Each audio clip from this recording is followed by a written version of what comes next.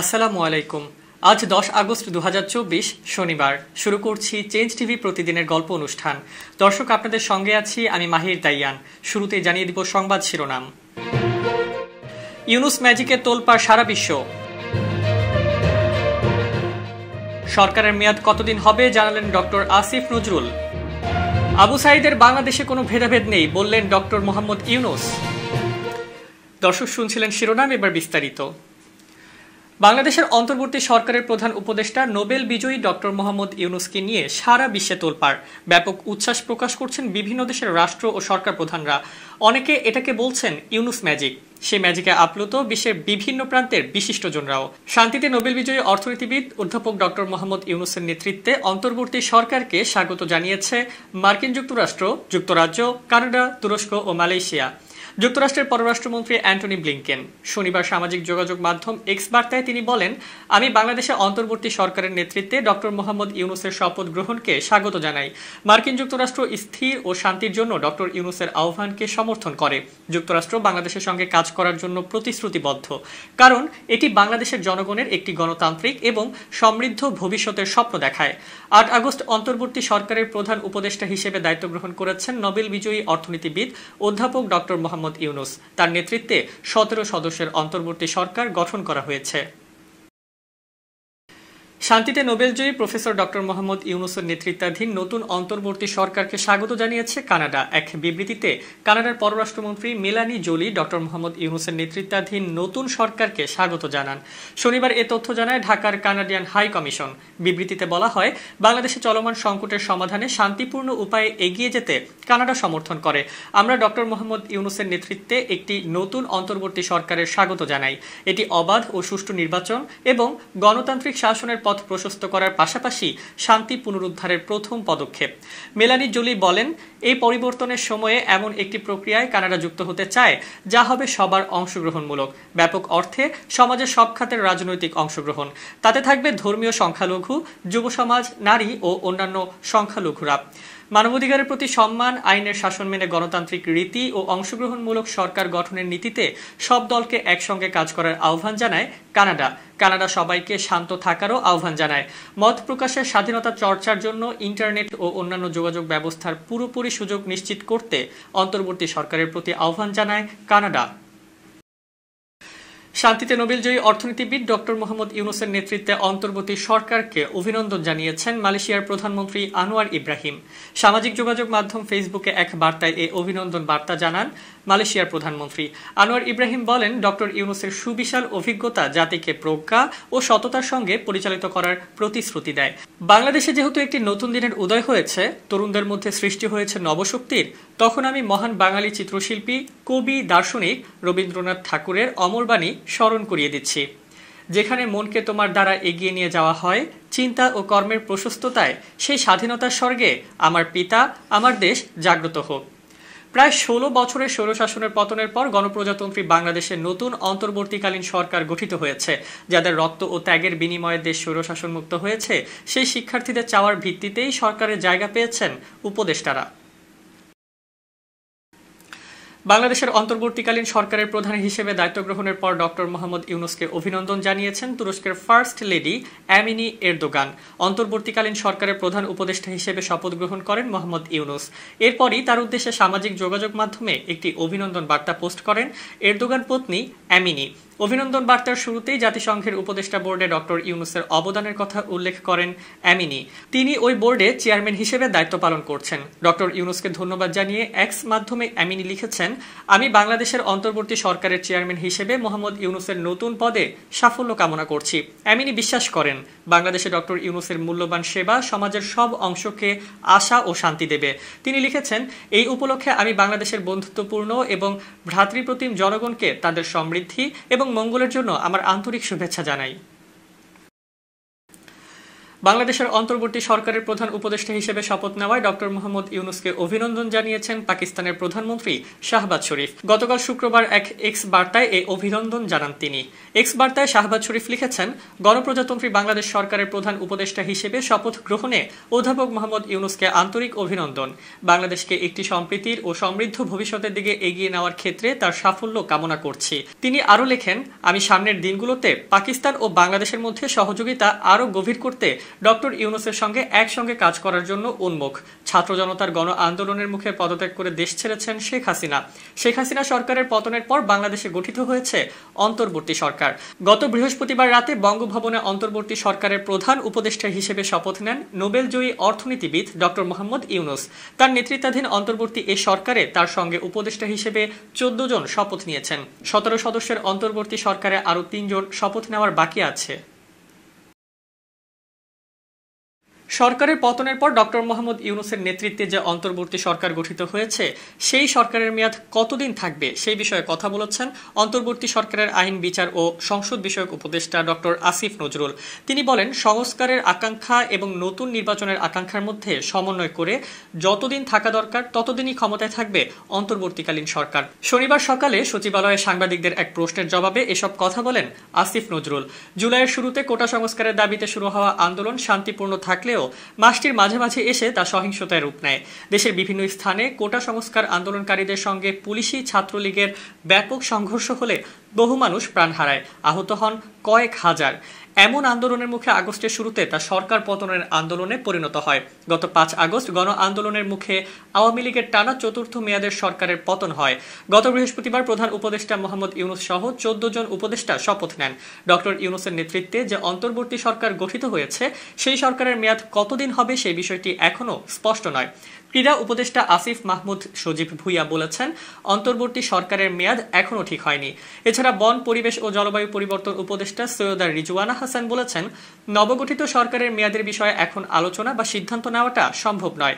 আপনি কি সংস্কার চান সেটা না বুঝে তো আমি মেয়াদের কথা বলতে পারবো না। সংস্কার যদি আপনারা না চান তাহলে আরেক কথা। কাজেই এখন মেয়াদ করে অস্থির হওয়ার কিছুই নেই। তাদের মন্তব্যের পরদিন শনিবার সচিবালয়ে সরকারের মেয়াদ নিয়ে কথা বলেন আইন, বিচার ও সংসদ বিষয়ক উপদেষ্টা ডক্টর আসিফ নজরুল।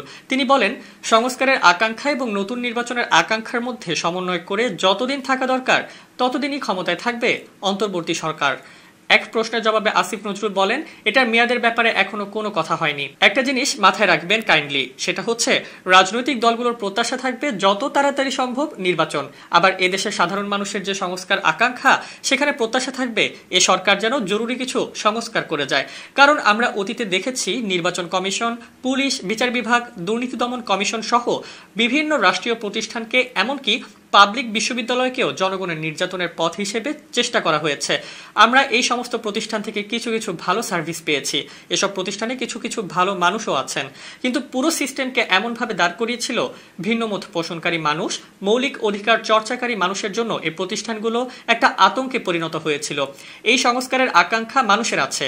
সংস্কারের আকাঙ্ক্ষা এবং নতুন নির্বাচনের আকাঙ্ক্ষার মধ্যে সমন্বয় করে যতদিন থাকা দরকার ততদিনই আমরা থাকব, বেশিও না কমও না, যোগ করেন তিনি। আসিফ নজরুল বলেন, ব্যক্তিগতভাবে যদি আমি বলি, আমার বিশ্ববিদ্যালয়ের শিক্ষকতা জীবন মিস করি, আমি আমার উন্মুক্ত ফ্রি জীবন মিস করি। আমার ব্যক্তিগত অভিমত হচ্ছে যত তাড়াতাড়ি সম্ভব শেষ কবে আমি আমার সেই ব্যক্তিগত জীবনে ফিরে যেতে পারবো, যেটা আমার ব্যক্তিগতভাবে আমার জন্য অনেক বেশি এনজয়েবল। ফলে আমার ব্যক্তিগত অভিমত এটা, কিন্তু দায়িত্বের জায়গা থেকে আমাকে এখানে এবং আমাদের অন্যান্য উপদেষ্টাকে যে দায়িত্বের জন্য আমরা এখানে এসেছি সেই দায়িত্ব পালন করার চেষ্টা করব। আবু সাইদের বাংলাদেশে কোনো ভেদাভেদ নেই বলে মন্তব্য করেছেন প্রধান উপদেষ্টা ডক্টর মোহাম্মদ ইউনূস। তিনি বলেন, এটা এক বাংলাদেশ, দুই বাংলাদেশ নয়, এটা আবু সাইদের বাংলাদেশ। এই আবু সাইদের বাংলাদেশে কোনো ভেদাভেদ নেই। তাই যে যেখানে আছেন আবু সাইদের মা, বাবা, ভাই বোনদের বা যারা যেখানে আছেন তাদের রক্ষা করুন, কোনো গোলযোগ করতে দেবেন না। শনিবার বেলা 11টার দিকে রংপুরের পীরগঞ্জ উপজেলার জাফরপাড়া গ্রামে আবু সাইদের কবর জিয়ারত ও তার পরিবারের সদস্যদের সঙ্গে কথা বলা শেষে সাংবাদিকদের তিনি এসব কথা বলেন। ডক্টর মোহাম্মদ ইউনূস বলেন, আবু সাইদ এখন ঘরে ঘরে, প্রত্যেক ঘরে আবু সাইদ। জাতি ধর্ম নির্বিশেষে সবারই সন্তান। এখানে হিন্দু পরিবার হোক, মুসলিম পরিবার হোক, খ্রিস্টান পরিবার হোক, বৌদ্ধ পরিবার হোক, সবার ঘরের সন্তান এই আবু সাইদ। কাজে আপনারা খেয়াল রাখবেন কোথাও যেন কোনো গোলযোগ না হয়, কেউ ধর্ম নিয়ে কথাবার্তা না বলে, কারণ আমরা এই মাটিরই সন্তান, সবাই আবু সাইদ। ছাত্র আন্দোলনের অন্যতম সমন্বয়ক ও বর্তমান অন্তর্বর্তী সরকারের উপদেষ্টা নাহিদ ইসলাম বলেছেন, বাংলাদেশে ফেরার পর শেখ হাসিনাকে অবশ্যই বিচারের মুখোমুখি হতে হবে, বিশেষ করে শেখ হাসিনার সময়ের হত্যাকাণ্ডের জন্য। রয়টার্সকে দেওয়া এক সাক্ষাৎকারে নাহিদ বলেছেন, শেখ হাসিনা কেন বাংলাদেশ থেকে পালালেন তা জানতে আমি কিউরিয়াস। শেখ হাসিনার সময়ে যেসব হত্যাকাণ্ড হয়েছে আমরা সেসবের বিচার চাইব, এটা আমাদের অন্যতম দাবি। যদি তিনি ফিরে না আসেন তাহলে আমরা সে ব্যাপারে কাজ করব। অন্তর্বর্তী সরকারের অংশ নেওয়া নাহিদ বলেন, আমরা তাকে গ্রেফতার করতে চাই, তার বিচারের ইস্যুতে আলোচনা চলছে বলেও জানান তিনি। নাহিদ আরও বলেন, অন্তর্বর্তী সরকারের প্রধান অগ্রাধিকার হলো একটি সুষ্ঠু নির্বাচনের আয়োজন করা, কারণ আগের নির্বাচন বিরোধী দলগুলো বয়কট করেছিল। তাছাড়া আগের সরকারের দুর্নীতির বিচারের কথাও বলছেন তিনি। আরেক ছাত্রনেতা আবু বাকের মজুমদার বলেন, আমরা চাই শেখ হাসিনা দেশে ফিরে আসুক এবং বিচারের সম্মুখীন হোক। এদিকে অন্তর্বর্তীকালীন সরকার নির্বাচনের ঘোষণা দিলে সদ্য সাবেক প্রধানমন্ত্রী শেখ হাসিনা বাংলাদেশে ফিরবেন বলে ভারতীয় গণমাধ্যমকে জানিয়েছেন তার ছেলে সজীব ওয়াজেদ জয়। ছাত্র জনতার বিক্ষোভের মুখে গত সোমবার শেখ হাসিনা দেশ ছেড়ে ভারতে যান। সেখান থেকে তার লন্ডনে যাওয়ার কথা থাকলেও তা অনিশ্চিত হয়ে পড়ে। ফলে মনে করা হচ্ছে আপাতত তিনি দিল্লিতেই থাকবেন। কোটা আন্দোলন ঘিরে মানবাধিকার লঙ্ঘনের অভিযোগে যুক্তরাষ্ট্রের ৬ জন কংগ্রেস সদস্য আওয়ামী লীগের সাধারণ সম্পাদক ও সাবেক সড়ক পরিবহন ও সেতুমন্ত্রী ওবায়দুল কাদেরের এবং সাবেক স্বরাষ্ট্রমন্ত্রী আসাদুজ্জামান খানের বিরুদ্ধে নিষেধাজ্ঞা আরোপের আহ্বান জানিয়েছেন। গত বুধবার পাঠানো ওই চিঠিতে সিনেট ও প্রতিনিধি পরিষদের সদস্যরা বলেছেন, কোটা আন্দোলন ঘিরে শেখ হাসিনার সরকার যেভাবে আইন শৃঙ্খলা বাহিনীকে ব্যবহার করে অসঙ্গতিপূর্ণ ও বেআইনি বল প্রয়োগ করেছে, যাতে বহু প্রাণহানি হয়েছে, যা ভিন্ন মতাবলম্বীদের বিরুদ্ধে আওয়ামী লীগের দমন পীড়নেরই অংশ। কিন্তু মানবাধিকার লঙ্ঘনের এসব ঘটনায় দলটির নেতাদের জবাবদিহিতার আওতায় আনা হয়নি। এমন প্রেক্ষাপটে ওবায়দুল কাদের ও আসাদুজ্জামান খানের ওপর নিষেধাজ্ঞা আরোপের আহ্বান জানান মার্কিন আইন প্রণেতারা। চিঠিতে স্বাক্ষরকারী কংগ্রেস সদস্যরা হলেন Lloyd Doggett, Edward J Markey, William R Keating, Chris Van Hollen, James P McGovern ও অল গ্রিন। দর্শক, এবার খুব জরুরি 1 মিনিট জানাচ্ছেন ইউনেস্কো ক্লাব পুরস্কার বিজয়ী সাংবাদিক আমিরুল মোমিনিন মানিক। খুব জরুরি 1 মিনিটে প্রত্যেককে আমন্ত্রণ। প্রিয় বন্ধুরা, মানুষের গুরুত্বপূর্ণ একটা বিষয় হচ্ছে কমন সেন্স, মানে কোথায় কি করবেন, কোথায় কি বলবেন, কিভাবে আচরণ করবেন, এই বিষয়গুলোর উপর নির্ভর করে কমন সেন্স। আপনার মধ্যে যদি কমন সেন্স না থাকে তাহলে আমরা যে প্রতিনিয়ত মানুষ হওয়ার চেষ্টা করছি তা একেবারেই ব্যর্থ।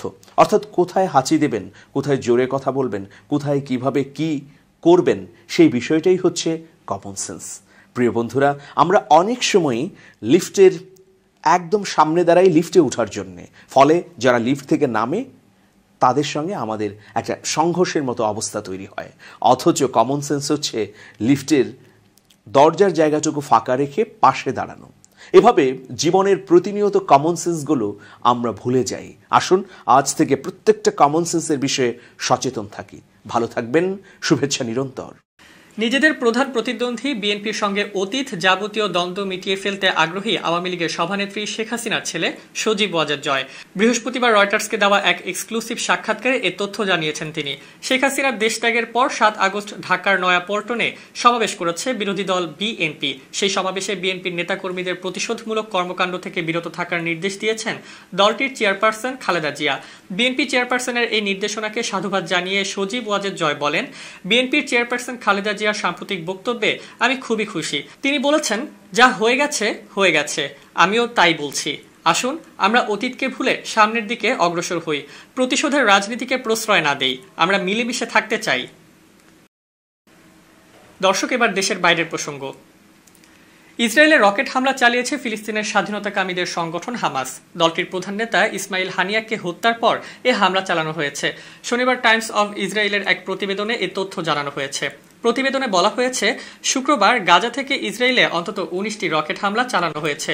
মাত্র কয়েক ঘন্টার মধ্যে ইসরায়েলের দক্ষিণাঞ্চলে এ হামলা চালানো হয়। ইসরায়েলের এসব হামলার সময়ে ইসরায়েলের কিরিয়াত মালাচি শহরে রকেট হামলার সাইরেন বেজেছে। এ সময় আরগুট শহরের খোলা মাঠে একটি রকেট পতিত হয়েছে।